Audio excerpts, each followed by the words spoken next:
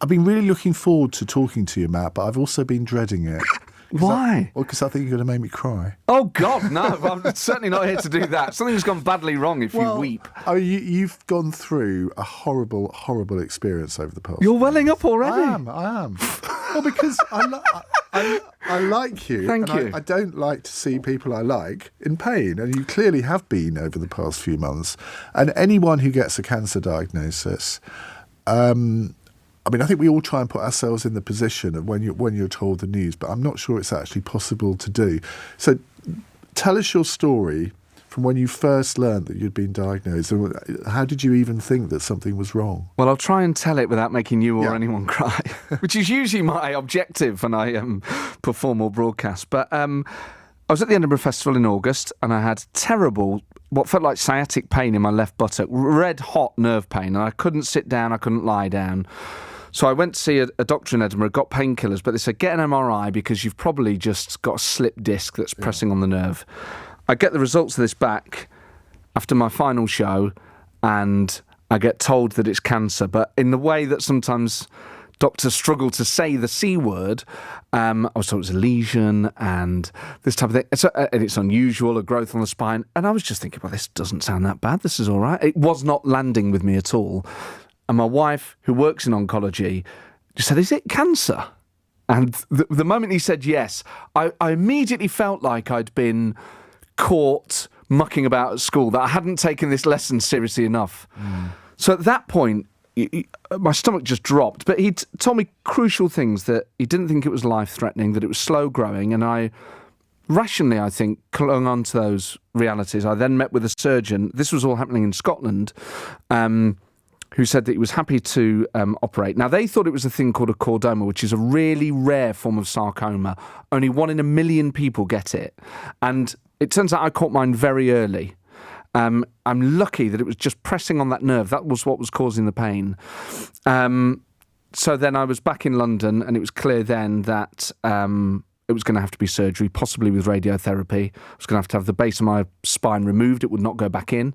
And that the nerves on that part of the spine are to the bladder and bowel. I would lose bladder and bowel function. That would mean a stoma for the rest of my life, and I'd have to self-catheterise.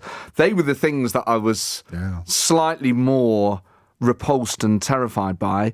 But when you know you've got cancer, there was this amazing bit actually where you're in limbo for a little bit. You know that you think you've got cancer, you think you're going to have surgery, but until that biopsy result comes back, you still don't know for sure, and they're telling you this. And I remember the man who operated on me, a guy called Hani Anwar, who's up at the Royal National Orthopaedic Hospital where I eventually had my surgery.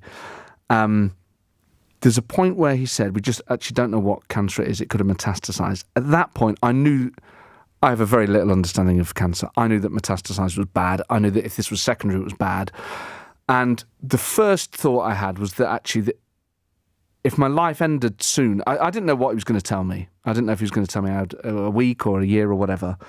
I just thought it was too early for me. And I got married last year, and I just thought, I'm not ready to go yet. You know, and the main thing, you're making me cry now.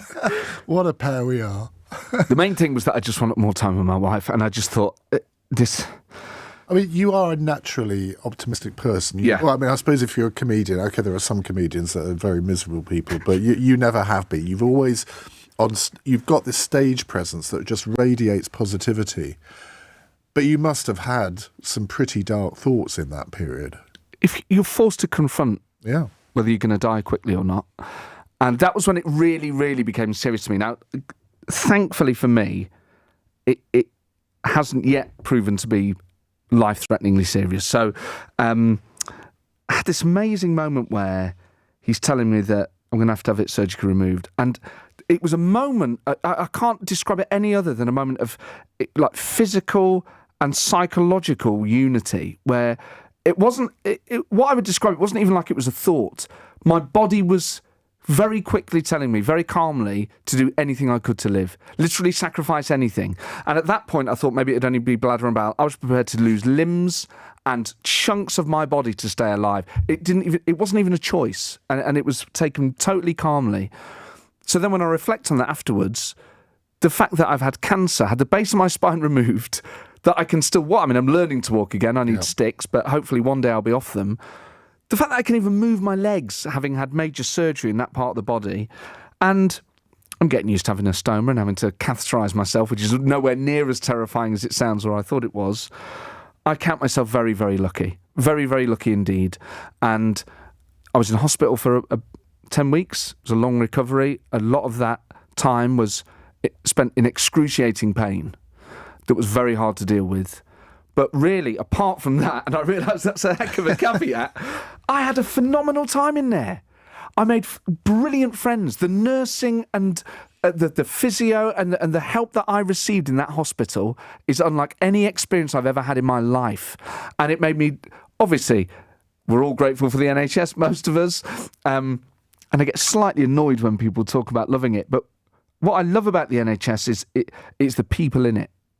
It's the individuals that chose to give their lives to helping others. Now, who pays for it is a political thing. The individuals in that system are remarkable. And what they are prepared to do for other human beings is... I think of individuals that helped me. I had some very difficult times. These are people from all over the world, many of them British as well, but all over the UK that chose to study medicine or nursing or whatever it was. The cleaners were exceptional. I mean, it was just the most life-affirming experience. So although some of it was painful and very emotional and very difficult, overall, I think it's one of the best things that ever happened to me because it made me realise that I was prepared to do anything to live. And it also reaffirmed my view that life is very precious, very wonderful. And if you're privileged enough to be able to live a life that is in a developed country where we have things like this, then cherish every second because there's something magical about being alive. And you said your wife is an oncologist. Was that a help? I mean, was she able to reassure you? I mean, often I think people who get a cancer diagnosis, they sort of withdraw into themselves a bit. But if you've just got married, I mean, that's not a good place to be. Well, so she works in oncology. She's a psychologist in that world, which again was perfect because that's just what you need is someone who understands the world and understands people. I guess at times, actually, there were moments where you feel alone in quite a nice way. There was a moment when really, and I was very lucky to have an amazing wife and family and friends that were with me throughout the whole time, and there's no way I would be able to be so positive without that support. But there are times when really it's only you that is going to go into the operating theatre and you're alone with yourself and your own thoughts. And I found them actually quite peaceful times, even if it was just being wheeled down and just having to wait there before you're anaesthetised. There's something about coming to terms with your fate and what you're about to face with yourself and your own thoughts and just clarifying how you feel about it. Because when other people are in the room, it's a great distraction and you can still figure out how you feel by talking to them. But on your own, you really do have to be honest with yourself. And I was grateful for just the moments of peace where I could just think about it. And I found that to my great relief, my inner monologue was very cheery and chirpy and was just keen to get it done. Do you remember waking up from the operation? Because that's a weird experience, isn't it? It is. When you've had an anaesthetic. And I remember when I had my hip done, which I'm not comparing with what's happened to you at all. But I remember thinking, well, when are they going to do it? And of course, I'd been under for like 3 hours. Well, I remember waking up and my shoulder was very uncomfortable. I think I'd been placed quite badly in the bed. So I woke up in intensive care in a fair bit of discomfort. And I mean, I'll show you afterwards. Maybe it's not from camera. I've got an amazing scar on it's like a shark bite. You can save me from that if you don't mind. But I also have wounds on the front. So they cut me down the front to wrap the tumour from this side, and then they created a stoma and everything. So I had to be on my side, turned every 4 hours for 6 weeks. So I woke up on my side in quite a lot of discomfort. So I just remember waking up thinking my shoulder hurts, and then you're on so much morphine that really, I don't remember a great deal about intensive care, but I would nod off for what felt like 5 hours, and I would have these psychedelic dreams about Jack Grealish, where as he would move, like flowers would bloom in his wake, and then I would wake up and I'd been asleep for like See, 5 seconds. Jackie Smith has those dreams every night. So there were benefits to it. That's all I'll say. And I mean, you've said you had the base of your spine removed. I used to work when I was 18. I spent my gap year in Germany working in a spinal injuries hospital. And was there the fear that you might never walk again? When I was initially told, and I met the first surgeon that I spoke to up in Scotland, I just presumed I'd be paralysed on the waist down, and I'd sort of made my peace with it. I know that ramps exist, without belittling the experience of it. And actually, one of the things that has been a real lesson to me is even being on crutches and needing to use accessible toilets, most of them in this country are a disgrace. I don't know how people in wheelchairs cope actually with the terrible provision, if there is any, in places like pubs. So that's been a real eye-opener for me. So I don't diminish that experience, but I was prepared to go through that, of course, to live, as I think most people would. Certainly at the age I was 40. But I thought that was a possibility. Obviously, it was a possibility, and I'm just delighted that it... Is it still a possibility? I think I'll be all right, actually, because I can walk... I was on heavy crutches before, so the sticks that I came into the studio on today are a real sign of progress, and I can waddle around the flat a bit without needing aids. But I'm still a few months away, I think, from just being able to completely walk. But I've actually quite enjoyed the process of physio and learning how my body works and learning why I need to recover in this way and what happened to my muscles. And because one of the great things about it, and why it's taken me so long to walk again, is the final bit of the surgery, plastic surgeons took over and created a muscle flap to fill the gap where the bone was, to stop it filling with fluid. And they basically pulled my muscles like curtains. So I basically got a bum lift for free on the NHS because they've pulled it all. So part of the reason I can't walk properly is my legs naturally want to come together, and I've got to force my legs apart, which is the sort of thing sounds like you and Jackie Smith would laugh about on your podcast. But I have to force apart my legs and teach them to move as they used to. You're a comedian. Is it possible to find comedy in cancer? Oh, absolutely it is. And in, I think, health in general, because I was thinking about, people say 1 in 2 people are affected by cancer. You think of a football stadium, that would be half of this. You think of Forest, that would be 30,000 people, so 15,000 people who get cancer. And then you think, well, how many will get heart disease or diabetes or all the other things that can go wrong? You basically think everyone at some point is going to have some grief or strife in their life. And you have to find comedy in it. I mean, I found one of the best laughs I had was with Hanny, who operated on me. And it was a slightly disheartening moment that the type of cancer I have, which was a chordoma, has a very high recurrence rate, 60% recurrence rate. So that I'm going to put myself through hell to then come out with the odds against me. But he was saying, look, they recur locally and we will monitor you and we can treat it with a variety of things. And if it does come back, we have people here that we've treated for years and with decades with chordomas that have come back. So I said, it's not necessarily a death sentence. And he said, no more than life is. And I thought, I howled laughing at that. I think it's the wisest thing I have ever heard. And I just thought that is you have to keep that in mind, because once you're having conversations about cancer, it could be the worst possible news of your life. So again, even if it recurs, and actually his surgery was so successful and he got such good margins on my tumour that I forget the names. I was going to say cardiologist, who were the oncologist at UCLH, said it's probably more like 10 to 15% because the margins on the tumour are so good. So obviously that is a huge... Not only did he get my cancer out and give me a lovely wound that is healed very well that you don't want to see, he has also given me so many more years. Touch wood, all other things being equal. He has extended my life. And what better thing can you do for another human being? What do you make of the phrase battling cancer? Because I think a lot of people who've had cancer really, they don't see it in that way. Whereas those of us that haven't, we use that phrase almost glibly to say, well, he's been very bravely battling cancer. But, I mean, are you somebody who regards it as a battle, a fight, or is it something that you've got to contend with, cope with, and hopefully get over? think it's different for everyone. I mean, one of the things that I've learned, there were so many different types of cancer.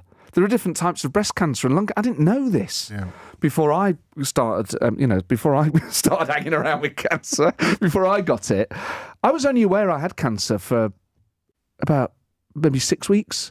I found out at the end of August. I was operated on mid-October. So I was only aware that I had it for a brief amount of time. Certainly recovering from the surgery from cancer was a battle. At times it was gruelling, and you have to find within you positivity and calmness in order to battle the pain. So for me, I guess it was a battle, that recovering from surgery. I don't mind it as a phrase, but then I guess I've not had to live with it for that long. I've not had to see it destroy my body in the way that others have. But as someone who had it for, or was aware that you had it for a brief amount of time, because God knows how long it was inside me, I don't mind it, but I understand why other people might not. And excuse me if you heard that, but my stoma makes noises at inappropriate times. So if there are farting noises made... Basically, it's not me. It's not you. I put an extra I wore a shirt and a jumper just in case, because on my show, and absolutely, it does occasionally go off. And I realise it sounds horrible, so sorry for that. I didn't hear anything. Okay, good. Anyway, I'm sure they'll come through on the text if other people did. But we've got some lovely texts coming, and I will read a couple of them out in just a few moments. But if you'd like to talk to Matt about his experience of cancer, the number to call 0345 6060 973. We're also going to talk a bit about politics, because he's, in fact, I would say you're more of a political geek than I am. Oh, well, that is high praise. It is indeed, isn't it? So we'll talk a bit about the current political situation, upcoming elections, all that sort of thing. And we may even get a couple of his impressions if we ask nicely. It's 19 minutes past 8. LBC.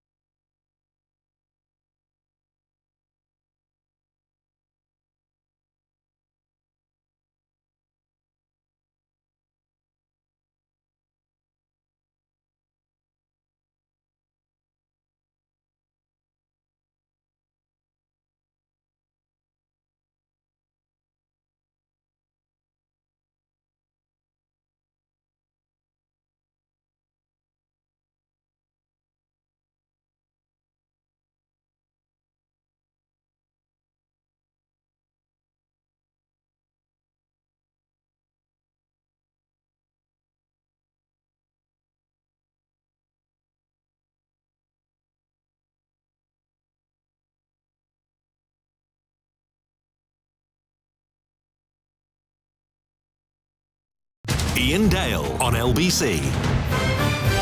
21 minutes past 8. We have Matt Forde with us talking about his experience with cancer over the past, 8 months, I suppose, isn't it now? Yeah, I was released on the 23rd of December, so I got home just in time for Christmas, but from the end of August to then was, yeah. And what effect has all of this had on your family and on your wife as well? Because although she's kind of she knows all about cancer, it's very different when it's happening to a loved one, isn't it? I think it is harder for spouses or partners of patients because as the patient, your primary focus is purely enduring whatever the surgery or the treatment involves, that you are gripping on for dear life until the ride stops. And really your only thought is about your physical well-being. You're constantly monitoring yourself all day long, whereas for partners and anyone who comes to visit, they see you in a terrible state. And actually, you don't appreciate how ill you look and how really shocking it is for people to see you in that way. So my visual memories of the hospital are all very happy. I had a lovely room overlooking some grass and some trees. People brought me steaming hot food all day long. I ate well. I loved the food. Friends and family and my wife came. My wife was there every day. So my memories of it are very positive.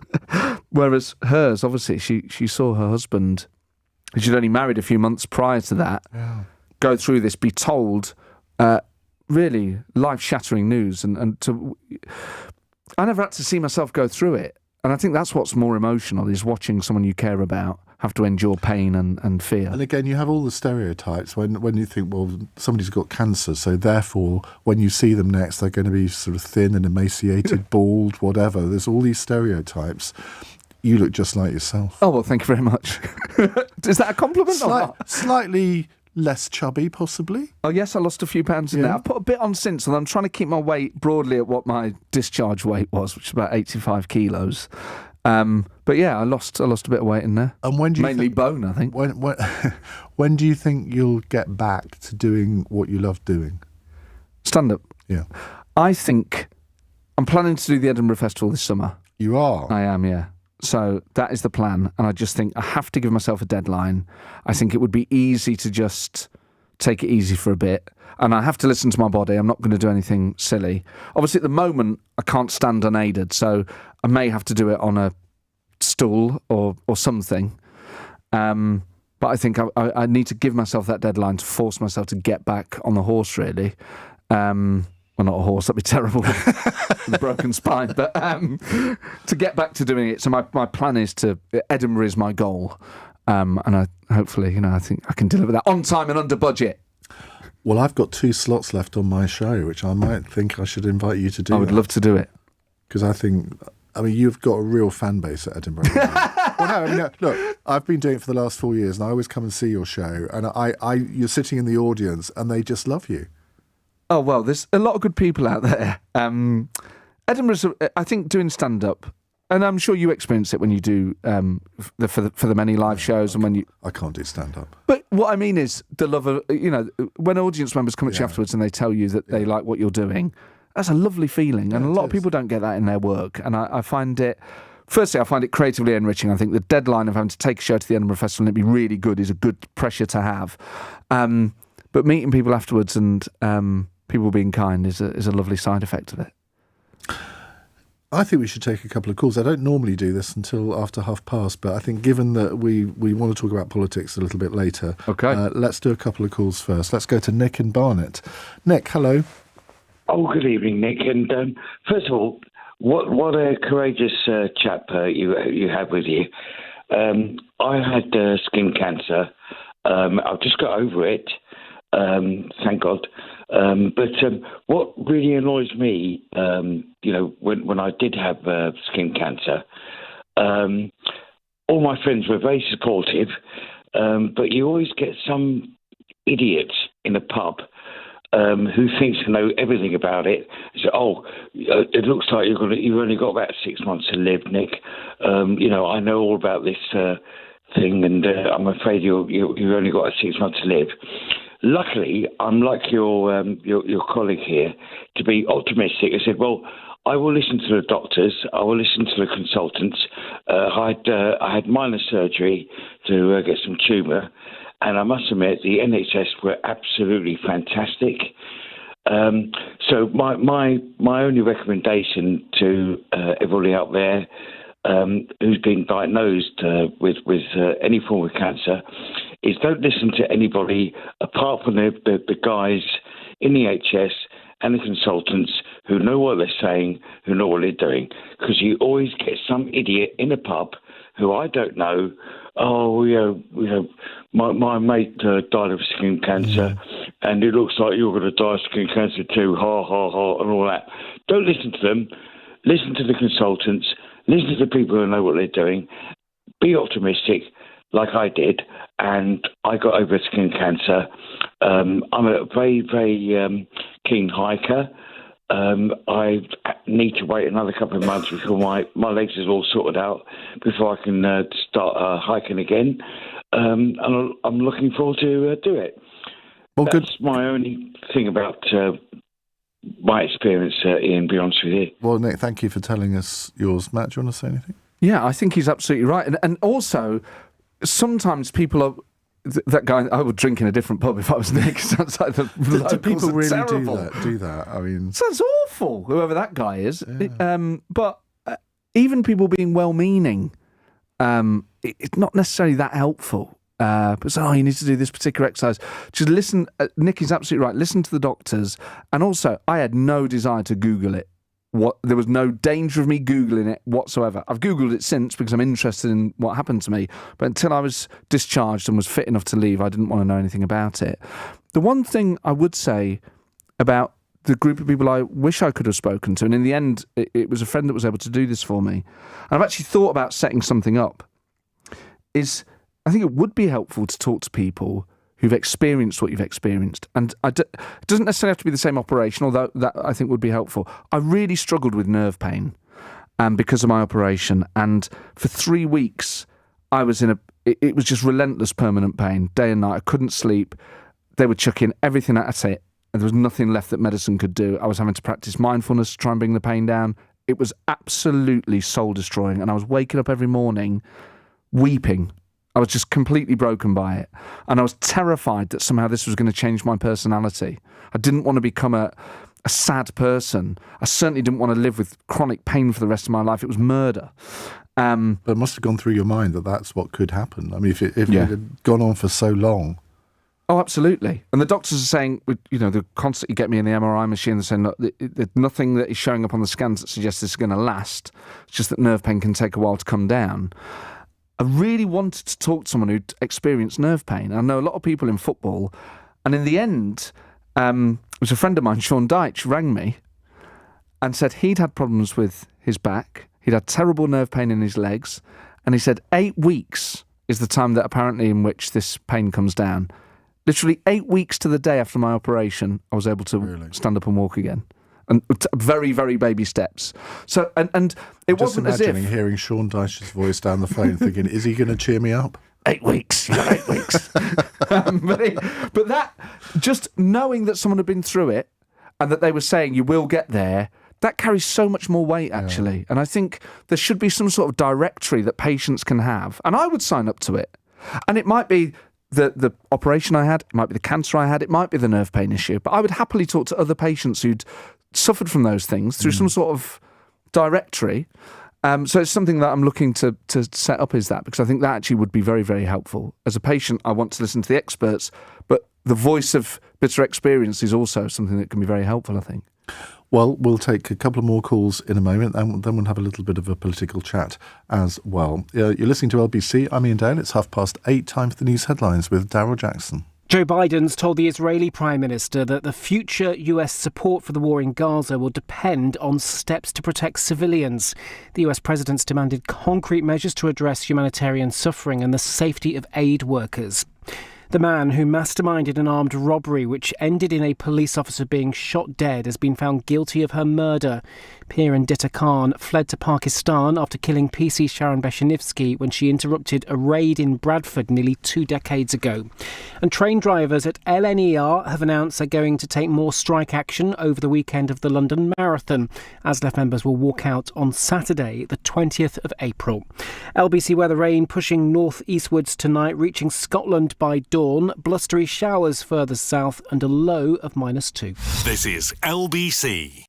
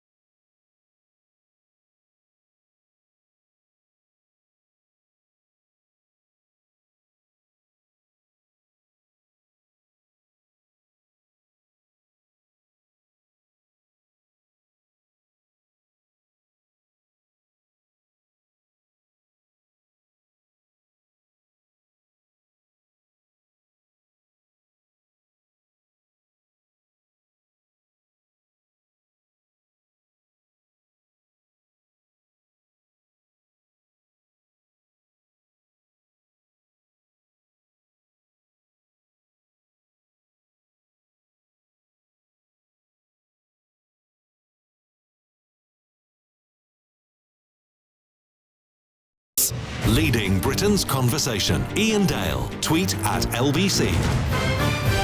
8:34 on LBC. Let's go back to your call. Stephen's in East Grinstead. Hi, Stephen. Hi, good evening, Ian. Good evening, Matt. Sorry to hear about your diagnosis. Get well soon. Thank you. I don't know how old you are, but when you were growing up, which comedians or TV programmes inspired you to get into comedy? Were you into Spitting Image or Ben Elton? He's on Spitting Image now. Spitting Image was just a bit before my time, so I'm 41 now. And when I was growing up, really, I loved a lot of comedy. My mum watched a lot of classic comedy, so Rising Damp, Steptoe and Son. I loved Only Fools and Horses. But in terms of the ones that I discovered myself, I loved Alan Partridge, still do. And Rory Bremner was a huge influence on me. Watching, because I think he's the greatest impressionist that has ever lived. I agree. His range is phenomenal. The depth and the quality of his impressions is exceptional, but also the quality of his material. Bremner, Bird and Fortune on Channel 4 is one of the best bits of satire that's ever been made. And he still looks about 40. I mean, he's so physically fit, it's insane. So I think in terms of the comedy I do, Bremner was probably one of the big... Frank Skinner was a big influence. Jack D, all the ones that you would buy on video in the 90s, I guess. Eddie Izzard, Dressed to Kill was a masterpiece. Who else? And then just watching the stand-up show on the BBC, it wasn't as big a deal stand-up back then, the pre-Live Apollo era. So I would go to my local comedy club. I remember seeing an unknown guy called Peter Kay for a £5 in 1998. So it was a great... The sort of underground comedy scene in the late 90s was had a big influence on me. And do you regard yourself? I mean, if somebody meets you for the first time, they don't know who you are. How do you self-describe? Because it could be a number of things, couldn't it? I think if someone asks me what I do, I say I'm a comedian. In a good way. I say I'm a comedian because I think that's really what everything else stems from. I'm a stand-up comedian, and I also have a radio show, various podcasts, and other things. But stand-up is my bread and butter. It's what I do. It's what opens all the other doors, and it's what drives me. It's what I spend most of my time creating. So I would say I was a stand-up comedian. Although no stand-up at the moment, so just a comedian. And impressions form a big part of what you do. And you say Rory Bremner is the master, and you're absolutely right on that. But there are some people that you do that I've never heard anyone do better. Boris, Trump, William Hague, I think, would be my top three from your repartee. And Keir Starmer as well, because no one else can do Keir Starmer, but you can. But no, Ian, I mean, I do a slightly more... It became so cartoony, it became very squeaky. The Metropolitan Police. There's various things. So there's the nasal blockage sound. There's the staccato consonants that live within the vowels are blocked. Big hand movements. You've seen this, Ian, for yourself. There's a slight Partridgey element to it. And then there are certain phrases he says where he gets a real run of rhythm. One of them was the fundamentals of global economic competition. And he's got this great, he's got a really unique voice. I remember listening to an interview that you did with him on your podcast, where you were doing an impression of him in front of him, which must have been quite a challenge. It's always a bit cheeky to do it in front of the person, because what are they supposed to do? It's awkward for them. I did Blair in front of Blair a couple of times. I mean, I think actually, Ian, if I were to pick one, the one that I prefer doing, I think it would be Tony Blair, actually. Because, without being too self-aggrandising about it, what I would say, actually, is, yes, there's the body language element to it, and I think the eyes are kind of there in the mouth, but it's the way that his voice has aged. And you can hear it in the way that that kind of, particularly the way he says "my party." Yeah. And there's he says that word so unusually. That's my favourite one to do. Hey, I remember saying to William Hague that. Actually, I was meeting him. I realised he's slightly more camp in person. And he hums in between each word. There is a constant noise in being on LBC. You will have heard it. And of course, as many people before me have said, there's that at the back. Sort of Eddie Waring quality. He is really fun to because it's actually a very pleasant sound to come out of your mouth. Trump is... What I love about Trump is it's the mixture of the rant and then the very soft, we're gonna build and we're gonna do it and people don't believe it. They're bad people and I feel sorry for them, I really do. And this, you know what's odd about him is, what I think a lot of people don't get is, there's an earnestness to this man. He really wants to, the moment he's on a stage, he really wishes he'd done his homework, I think. Because... Don't we all? There's that element where France is... We just hear it. You could pick any country in the world where he would want to be a gracious guest, but he's not done the homework. France is a beautiful country and many good people come from here, and I know they do, and I know many French people they're great. They do great things, and I know many people here, they're doing them so well, and we love what they do. We have much respect for them in America. He wants to talk, he wants to pay homage, but he's got no idea what he's on about. And I think that is when that mind is trying to open but it's empty, is the funniest thing to channel about him. And do you enjoy the impression side even more than just delivering a punchline? It is fun to pretend to be someone else and to know, because it's a form of observational comedy, as to, with Boris Johnson, he's actually, Ian, the look now, slightly befuddled way to, I will pay tribute to, was it not the BBC, LBC, yes, that sort of, the kind of deliberate bumbling element of it. I have interviewed him many times with him sitting exactly where you are now. And the one thing that he always does in interviews, he doesn't do what you're doing now, he never looks you in the eye. Oh, wow. He's always looking around the studio because he knows that it's more difficult to interrupt him. But also, isn't that a lack of courage? Isn't that he's worried about catching your eye? I know every single interview, and every single interview, and I haven't interviewed him now for 4 or 5 years, but he would do a monologue. And I would have to explain to him, Boris, the idea of an interview is that I ask you a question, you answer it, I then do a follow-up. Yes, of course, great man. Yes, Iain Dale, you should vote for... is it not the case? All you need to do is just sort of flit quite quickly between two separate... and get the... Where are we now? The national... Yes, the NHS. Sort of have both descriptions in your mind and just sort of flip-flop between the two of them. And lots of grandstanding. And then the funniest thing about him, I think, is the fake earnestness. No, I'm so sorry. The contrite. No, I knew. And it doesn't last long. 2 questions and he's up again going. But watching Boris Johnson pretend to be sorry for anything in itself is very funny. Right, let's go to another call. It's Roger in Canterbury. Hello, Roger. Good evening, Ian. Hi. I'm from Herne Bay, but lovely to speak to you both. Well, you will want to come and see Jackie Smith and I do For the Many Live with Giles Brandreth in Broadstairs on July the 13th. Put it in your diary, Roger. Lovely to speak to you both. I just wanted to put my 2 pence in. I've got cancer, my wife's got cancer, and can I mention a hospital? Sure. We're both being treated at Canterbury Hospital, and I'd just like to say the treatment from the NHS is absolutely brilliant. From the consultants down to the porters, everybody has been so good to us. Macmillan, and I don't know how to praise them enough, and that's really all I wanted to say. And I know many people have got cancer, and but I don't feel so bad. I thought what will be will be. But I'm glad you said that about how brilliant your treatment has been, because sometimes. And if I worked in the NHS, I think I would feel a bit like this, that the NHS is traduced too much nowadays. So, it's on its knees, it's a shambles and all the rest of it. But we all know that there are many bits of the NHS that's doing a fantastic job, but probably we don't talk about it often enough. That's so true. But I felt very emotional listening to Roger there, because obviously before I got it, I knew that cancer was serious and that it ruined lives and that it shortened them. But I connect with that emotion so much more deeply now than I did before. And just knowing, obviously, so many people listening will have it or know someone that's had it or lost people to it. There's something about having had it, even though I was only aware that I had it for a brief time. It's being forced to confront your own mortality is major.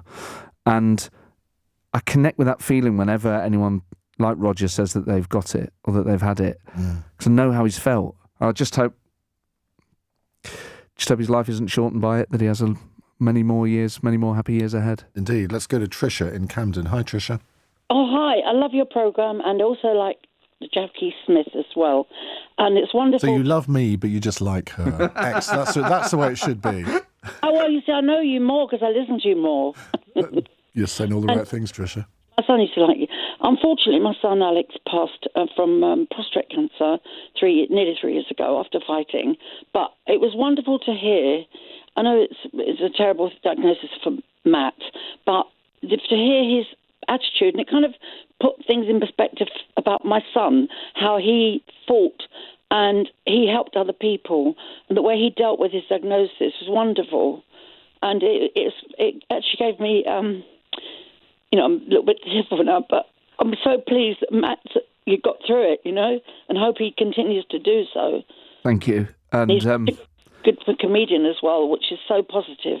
I'm so sorry about your son, but I mean, my youngest one, yeah, bless him. It's terrible, but I don't know if you felt the same way, but we're all going to die. Yeah. And you think, well, whether you've got a little bit of time left or whether you've got a long time left, and frankly, none of us know, unless you have had a diagnosis like that, how do you want to spend your time? And it sounds like he spent his remaining time alive doing the best he possibly could for other people. Now, we will all blow like dandelion spores into the wind, frankly. Isn't it amazing that his legacy on this planet, the privilege to have been alive in this universe, when you really think about it, it's the most amazing, magical miracle that he spent his time as a human being, the most advanced life form we're aware of, making life better for other people. You cannot do anything better with your time. So there might be people who lived longer than him, but there might not necessarily be people who live better than him. And I think there's something really profound in that. Tricia, thank you very much indeed. Now, here's a WhatsApp message from Al in Norfolk. And believe me, this is a normal for Norfolk one. Talking of stomas, smiley face, always reminds me of a few weeks after my dad got his.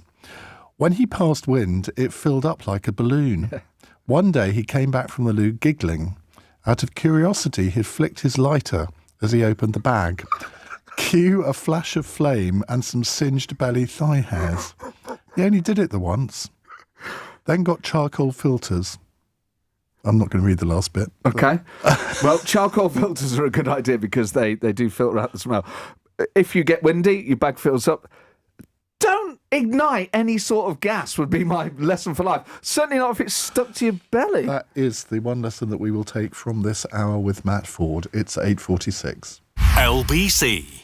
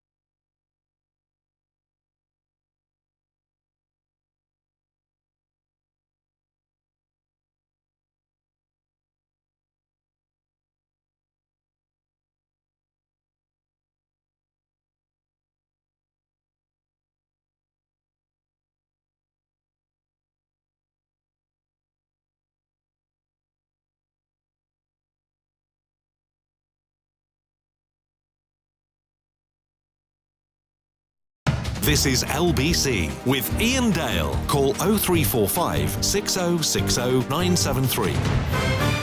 8:49. We have Matt Forde with us. We've been talking a lot about cancer. We're going to talk a little bit about politics now, and let's use Leighton in Walsall as the excuse to do it. Hello, Leighton. Hello, Ian. Hello, Matt. How are you both? Good, thank you. What would you like to ask? Great. Matt, a big fan of your show. I've been listening to it right from the very first few episodes where I don't know if it was George Galloway or Nigel Farage was the first ever show on the Political Party podcast. But I always feel when I'm listening to your show, I'm listening to somebody who I completely disagree with, but I actually come away thinking they don't sound too bad, actually. Who's the politician that you've interviewed where you would think that they've completely surprised you, or you've had a bit more in common with them than what you would expect? And also, well, you might not say it, but vice versa as well. Oh, well, Leighton, firstly, thank you for listening from the start. It was, I think, George Galloway was my first guest and Farage was my second. Let me tell you. George Galloway actually was one of the first impressions. I was let me tell you, Iain Dale. Yeah. That sounds terrible now, but I used to be able to do a good George Galloway. I can remember being interviewed by him once, and I was supposed to be talking about Margaret Thatcher, and he went on one of his monologues, and I just ended up not responding after 5 minutes of his tirade. Are you still there? I said, yeah. Oh, you finished, have you? I said, it's normally an interview. You ask the interviewee something, and then they respond. He said, don't you tell me how to run my radio show. His vocabulary and oratory is incredible. But yeah, so he was the first. The guest that really took me by surprise, it was someone that I knew I was going to agree with, but took me by surprise emotionally, was Tessa Jowell. I've never experienced anything interviewing someone like I experienced when I interviewed Tessa Jowell. And everyone who was in the room that night, I've met people since who said they were there, and they all felt it, was... this is going to sound soppy as hell. I used to be a God-fearing person. I used to believe, and now I would describe myself as an atheist. Apart from my wife and my mum and other people close to me, if when I died, it turned out that there is a God, and they said, there's one person that you're not related to that was an angel, who would you say it was? And I would say Tessa Jowell without hesitation. There was something magical about her that was way beyond things that human beings had. The weight of responsibility she felt for being a politician in the right way, the responsibility on her shoulders to make people's lives better, to improve the circumstances of people less fortunate than herself, was real. And there was a sort of twinkle about her. There's an aura about her. An aura. It's the best saintly way. aura. Absolutely. And there's only one other person I've interviewed that I've experienced that with, Mary Robinson, former Irish president. Oh, wow. I'll never forget that. You don't get that very often. No. And if I was more of a hippie, I would say she had an aura. But I go to Glastonbury every year, and that's about as close as I get. Do you really? I love it. Have you never been? No, I haven't. You would love it. No, I really wouldn't. Do you like live music? To a point. Okay, do you like beer? No. Do you like wine? No, don't drink.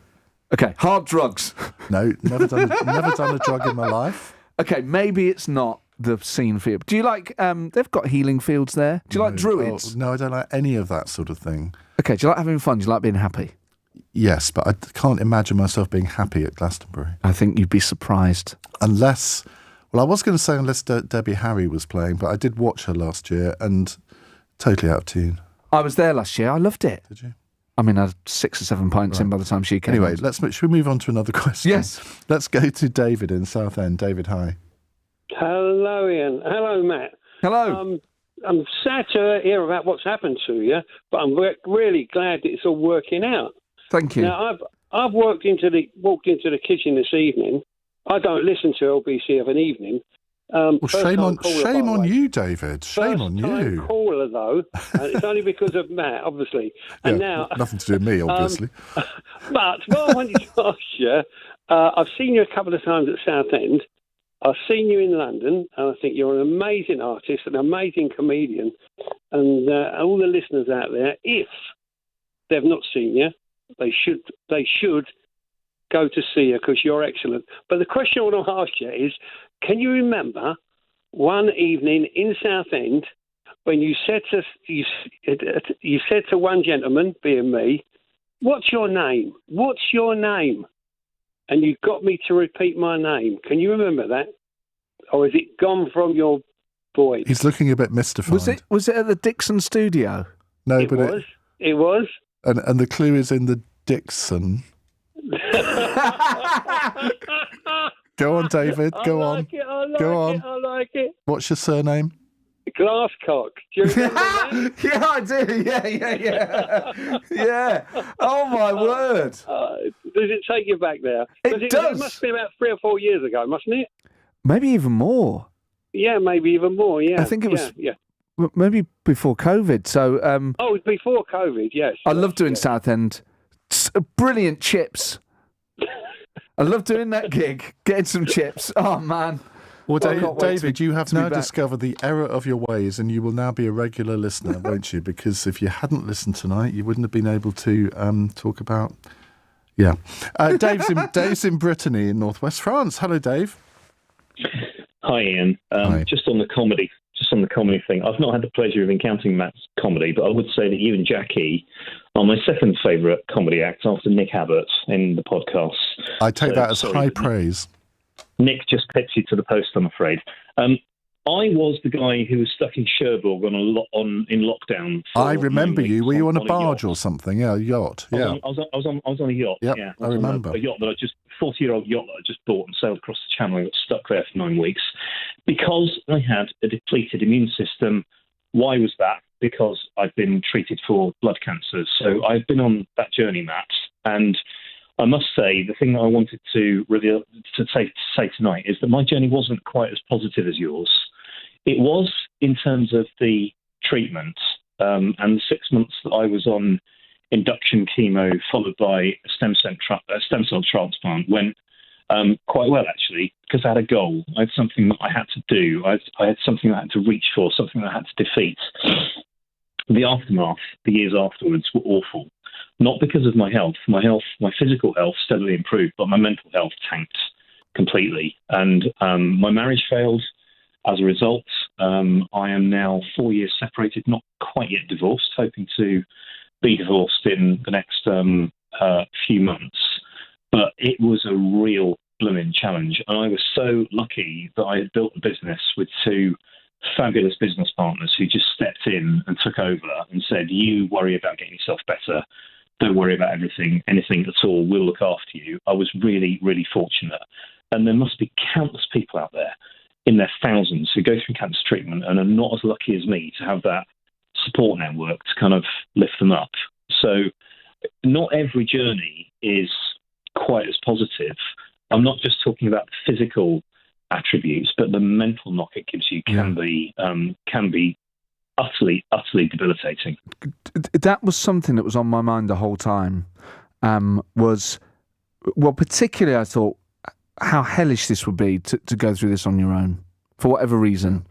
The only reason I could remain so positive was because of the support of my wife, family and friends that was just permanent. I'm very lucky to have had people visit me every day and to be there at my bedside in my darkest hours. I was always aware that was actually possibly quite a rare experience. There would be a lot of people going through treatment for cancer and other gruesome things on their own. And I thought that must have been the hardest thing to do. And I don't know how people find the strength or find the positivity in those circumstances. So I'm so sorry, Dave, that it's been hard for you since, but I hope in the coming months and years some more positivity can bloom and flourish. Now, I'm going to risk crashing the 9 o'clock news, which, as you know, as a radio presenter, you're not supposed to do. But hey, and when you hear what Kathy in Villamora has got to say, you will understand why. Kathy, hi. Hi, Ian. This is for Matt. Matt, I was operated on by Harry Anwar, Hani Anwar, and he saved my life, and he's such a beautiful human being. Did you find him so, a spiritual soul? Absolutely. He is, firstly, what an amazing connection for us to have. It's so lovely to hear that. I found him the most reassuring and, as you say, spiritual, wise, calm, reassuring. He does not fit. Yeah, and humble, absolutely, yes. And he doesn't fit the caricature of a surgeon. You know, he's not some thrusting show-off. He wears his expertise so lightly.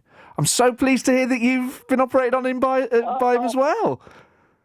I tell you what, he honestly, I went into the operation hoping I was going to die because I couldn't imagine how it could be any better.